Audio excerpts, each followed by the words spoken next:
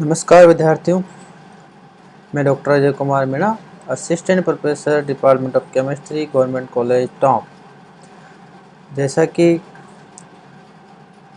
College निदेशालय के आदेश के अनुसार एक कंटेंट की अपन सीरीज बना रहे हैं, जिनका वीडियो हम बना रहे हैं, जिसके अंदर हम बीएससी पार्ट 3 के पेपर फर्स्ट के यूनिट फर्स्ट के चैप्टर जो है metal ligand bond in transition metal complexes की अपन चर्चा कर रहे थे। उसके अंदर अपन ने सीएफटी के बारे में अध्ययन किया, फिर उसके द्वारा अष्टफलकीय, चतुष्फलकीय, वर्गसमतलीय संकुलों के लिए क्रिस्टल क्षेत्र विपाटन देखा। उसके बाद में हमने सीएफटी के द्वारा किसी ज्यामिति की व्याख्या किस तरह कर सकते हैं किसी संकुल की, उस बारे में अध्ययन किया। उसके बाद में अपन आज करेंगे चुंबकत्व की व्याख्या, मतलब सीएफटी के द्वारा किसी भी संकुल के अंदर चुंबकीय गुणों की व्याख्या किस प्रकार कर सकते हैं व उसका मात्रात्मक मान कितना होगा, इसकी व्याख्या अपन आसानी से कर सकते हैं सीएफटी के द्वारा। तो किसी अणु में यदि अयुग्मित इलेक्ट्रॉन है तो उसके जितने अधिक अयुग्मित इलेक्ट्रॉन होंगे तो उसके चुंबकीय आघूर्ण का मान भी उतना ही अधिक होगा। सीएफटी के आधार पर विभिन्न ज्यामितियों जैसे दुर्बल लिगैंड फील्ड में अष्टफलकीय तथा चुंबकीय संकुलों एवं प्रबल लिगैंड फील्ड में अष्टफलकीय संकुल के लिए चुंबकीय आघूर्ण के मान को नीचे सारणी में दर्शाया गया है। इससे पता चलता है कि अयुग्मित इलेक्ट्रॉनों की संख्या में वृद्धि से संकुलों के चुंबकीय आघूर्णों के मानों में भी वृद्धि होती है। अर्थात यदि किसी संकुलों के डी कक्षक में जितने अधिक अयुग्मित इलेक्ट्रॉन है तो उनके चुंबकीय आघूर्ण का मान भी उतना ही अधिक होगा। अब इसके लिए चुंबकीय आघूर्ण को निकालने के लिए, यहाँ पे सिर्फ चुंबकीय आघूर्ण निकालने के लिए उस कक्षक में उपस्थित इलेक्ट्रॉन के चक्रण चुंबकीय आघूर्ण, जिसके अपन μs एवं अयुग्मित इलेक्ट्रॉन n के मध्य निम्न संबंध होता है। अर्थात यहाँ पे सिर्फ इलेक्ट्रॉन के चक्रण चुंबकीय आघूर्ण से ही अपन उनका चुंबकीय आघूर्ण निकालते हैं और साथ में ही कितने अयुग्मित इलेक्ट्रॉन उपस्थित है उसके द्वारा अपन उसका चक्रण चुंबकीय आघूर्ण या स्पिन मैग्नेटिक मोमेंट अपन निकाल लेते हैं। जितने ज़्यादा अयुग्मित इलेक्ट्रॉन होंगे उतना ही अधिक उसका स्पिन मैग्नेटिक मोमेंट होगा। तो यहाँ पे जो फॉर्मूला है वो है म्यू बराबर √n कोष्टक के अंदर n+2 है यहाँ पे, जिसको अपन बोर मैग्नेट्रॉन या μs या फिर डी बाई भी अपन कह सकते हैं। डी बाई यहाँ पे कैपिटल डी से अपन इसको दर्शाते हैं। तो पहली जो सारणी दी गई है इसके अंदर दुर्बल लिगैंड क्षेत्र में अष्टफलकीय संकुलों तथा चुंबकीय संकुलों चतुष्फलकीय संकुलों का चुंबकीय आघूर्ण, अर्थात दुर्बल क्षेत्र के अंदर अष्टफलकीय संकुल व चुंबकीय चतुष्फलकीय संकुलों का चुंबकीय आघूर्ण किस प्रकार से होगा उसको अपन दर्शाएंगे। तो यहाँ सबसे अपन ने दर्शाया है सारणी के अंदर इलेक्ट्रॉनिक विन्यास किस तरह का है डी कक्षकों का। फिर उसके अंदर डी कक्षक को अपन T2G और EG के अंदर बांट देते हैं। तो इस आधार पर भी अपन इसको इलेक्ट्रॉन को दिखाएंगे इसके अंदर। उसके बाद में होती है इसके अंदर अयुग्मित इलेक्ट्रॉनों की संख्या कितनी है, कुल कितने अयुग्मित इलेक्ट्रॉन उपस्थित है। फिर उसके चुंबकीय आघूर्ण जिसको अपन μs या डी बाई से दर्शाते हैं। तो जो D1 विन्यास होगा उसके अंदर T2G के अंदर एक इलेक्ट्रॉन होगा और वो अयुग्मित होगा। तो इसके अंदर अयुग्मित इलेक्ट्रॉनों की संख्या 1 है, तो इसका चुंबकीय आघूर्ण उपरोक्त जो फॉर्मूला था जिसके आधार पर 1.73 डी बाई आता है। इसी तरह अपन एक और एग्जांपल लेते हैं, D3 है तो T2G के अंदर 3 अयुग्मित इलेक्ट्रॉन होंगे और EG के अंदर कोई इलेक्ट्रॉन नहीं होगा। तो इस तरह इसके अंदर अयुग्मित इलेक्ट्रॉन की संख्या 3 है, तो इसके चुंबकीय आघूर्ण का मान होगा 3.87 के लगभग। इसी तरह एक एग्जांपल है D6 की अपन जब बात करते हैं तो T2G के अंदर 4 इलेक्ट्रॉन होंगे और EG के अंदर 2। तो T2G के अंदर भी 2 अयुग्मित इलेक्ट्रॉन होंगे, इसी तरह EG के अंदर भी 2 इलेक्ट्रॉन अयुग्मित होंगे। इस तरह कुल मिलाकर 4 अयुग्मित इलेक्ट्रॉन होंगे। तो इसका जो चुंबकीय आघूर्ण का मान आएगा वो 4.90 के लगभग। फिर अपन आगे बात करते हैं D9 की। तो इसके अंदर T2G के अंदर 6 ऑर्बिटल होंगे जो सारे युग्मित होंगे, और EG के अंदर 3 इलेक्ट्रॉन है जिसके अंदर 2 युग्मित होंगे और 1 अयुग्मित होगा। इस प्रकार इसके अंदर एक ही अयुग्मित इलेक्ट्रॉन होगा। इस वजह से इसका चुंबकीय आघूर्ण का मान 1.73 होगा। और D10 के अंदर कोई भी अयुग्मित इलेक्ट्रॉन नहीं है, इसलिए इसका जो चुंबकीय आघूर्ण का मान होगा वो 0.00 dB होगा। पहले जो सारणी थी वह दुर्बल लिगेंड से थी, अब प्रबल लिगेंड यदि होगा तो उस समय अष्टपलीय संकुलों के चुंबकीय आघूर्ण के मान में अंतर आ जाता है, क्योंकि प्रबल लिगेंड जब होता है तो डी कक्षों का विपाटन अधिक होता है, या फिर बोलते हैं कि T2G व EG के अंदर ऊर्जा अंतराल ज़्यादा हो जाता है। इस वजह से इलेक्ट्रॉन ऊपर की तरफ, या अपन कहते हैं EG कक्षों में आसानी से नहीं जाता है, पहले वो T2G के अंदर ही युग्मित होगा। तो अपन जब बात करते हैं D1 में तो वही एक ही अयुग्मित इलेक्ट्रॉन होने के कारण 1.73 इसका चुंबकीय आघूर्ण होगा। इसी तरह अपन बात करते हैं जिसके अंदर युग्मन हो, जैसे D4। तो D4 के अंदर जब अपन देखते हैं प्रबल लिगेंड सेक्टर के अंदर T2G के अंदर ही 4 इलेक्ट्रॉन आएंगे। जब अपन दुर्बल लिगेंड की बात कर रहे थे तो उस समय T2G के अंदर 3 थे और EG के अंदर 1 था। इस तरह कुल मिला के 4 अयुग्मित इलेक्ट्रॉन थे। लेकिन जब प्रबल लिगेंड सेक्टर आ जाता है तो यहाँ पे एक युग्मन हो जाता है, अर्थात T2G के अंदर 2 ही इलेक्ट्रॉन अयुग्मित होंगे। इस तरह से इसका चुंबकीय आघूर्ण 2.83 होगा। फिर D6 के अंदर, क्योंकि यहाँ पे सारे इलेक्ट्रॉन T2G के अंदर रहेंगे, क्योंकि EG में जा नहीं पाएंगे ऊर्जा अंतराल अधिक होने के कारण, इस वजह से सारे ही कक्षक T2G में, सारे इलेक्ट्रॉन T2G में होने के कारण सारे ही D कक्षक इसके युग्मित होंगे। इस वजह से 0 अयुग्मित इलेक्ट्रॉन होने के कारण इसका चुंबकीय आघूर्ण का मान भी 0 होगा। इस तरह अपन CFT के आधार पर किसी भी संकुल के चुंबकीय आघूर्ण का अपन मान निकाल सकते हैं, और वो निर्भर करता है दुर्बल लिगेंड सेक्टर है या प्रबल लिगेंड सेक्टर। जैसे कि एग्जांपल लेते हैं अपन, जैसे कि K4 हेक्सासाइनो आयरन प्रति चुंबकीय है, परंतु पोटेशियम हेक्साफ्लोरो आयरन अनुचुंबकीय है। तो अपन इसमें देख रहे हैं कि जो साइनो, यहाँ पे साइनाइड एक प्रबल लिगेंड होता है और एक जो फ्लोराइड है वो दुर्बल लिगेंड है।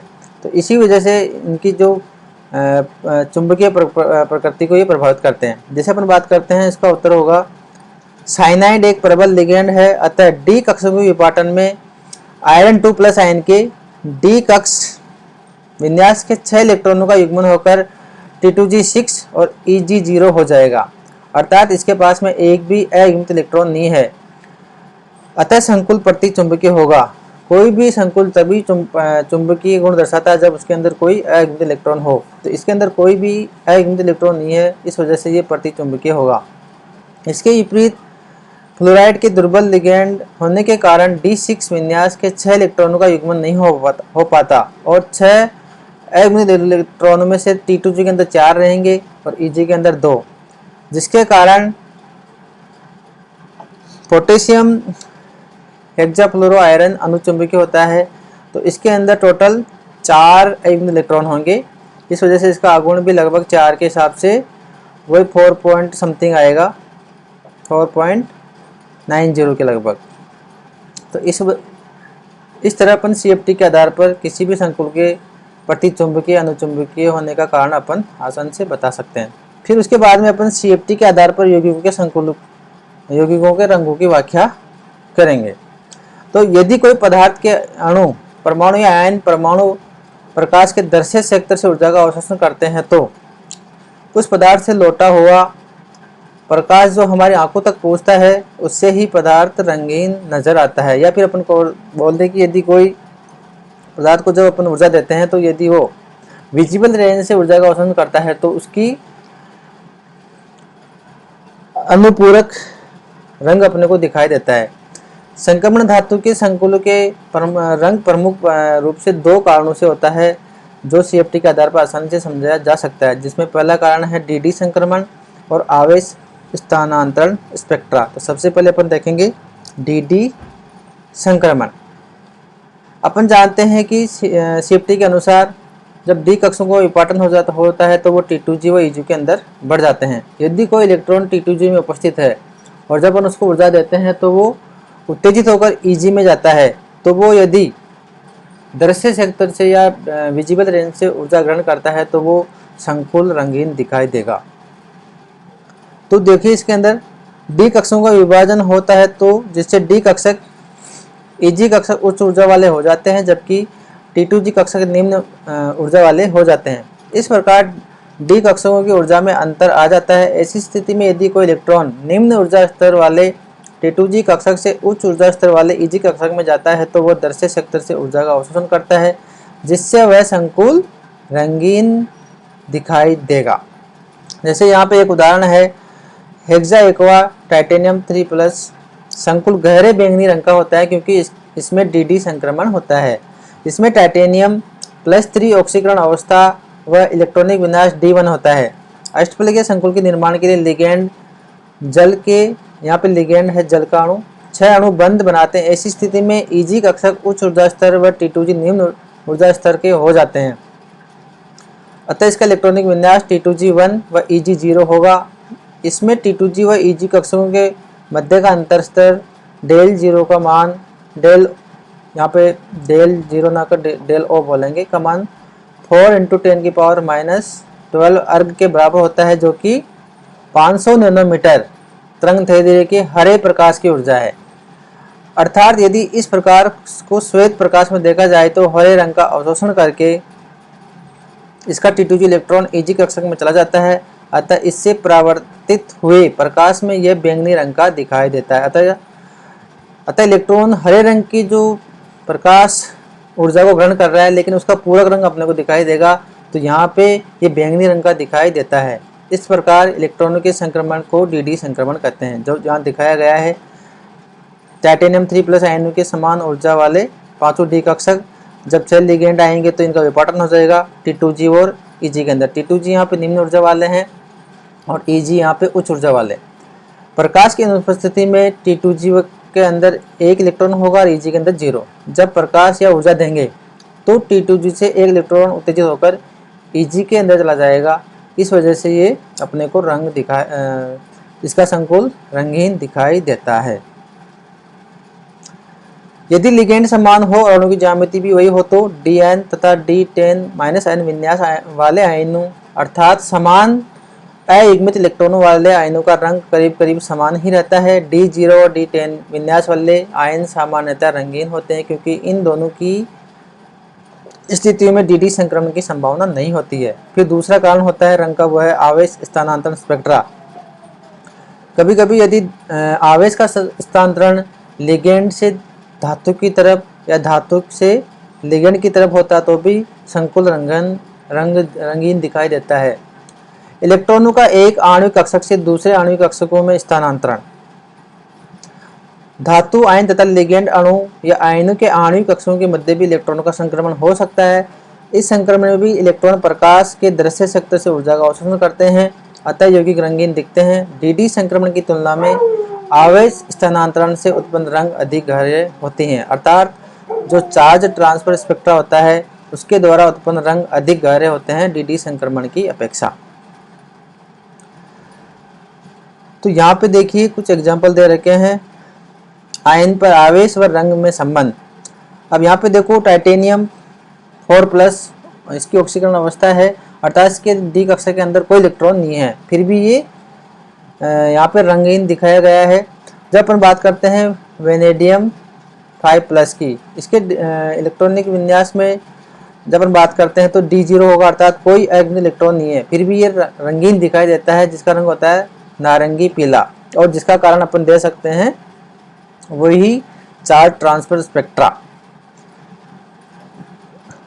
संक्रमण धातु आयन पर जितनी अधिक मात्रा में धनावेश होगा उसका रंग उतना ही अधिक गहरा होगा, क्योंकि लिगेंड से धातु आयन पर आवेश स्थानांतरण की संभावना उतनी ही अधिक होगी। अतः ऐसे संकुल जिनमें धातु का इलेक्ट्रॉनिक विन्यास D0 होता है, इनके अंदर DD संक्रमण की कोई संभावना नहीं होती। इसी कारण टाइटेनियम 4+ के संकुल तो रंगहीन होते हैं, लेकिन वेनेडियम 5+ से Mn 7+ तक धनायनों पर अधिक आवेश की मात्रा होने के कारण लिगेंडों के इलेक्ट्रॉनों को ग्रहण करने की शक्ति बढ़ती जाती है, अर्थात आवेश स्थानांतरण की संभावना बढ़ती जाती है, जिससे इनका रंग गहरा होता जाता है। तो यहाँ अपन CFT के आधार पर किसी भी संकुल की ज्यामिति, उसके चुंबकत्व गुण और उसके रंगीन होने के कारण को अपन आसानी से समझा सकते हैं। अब जो नेक्स्ट अपन जब भी वीडियो बनाएंगे तो उसके अंदर अपन देखेंगे CFT पैरामीटर को प्रभावित करने वाले कारक। धन्यवाद।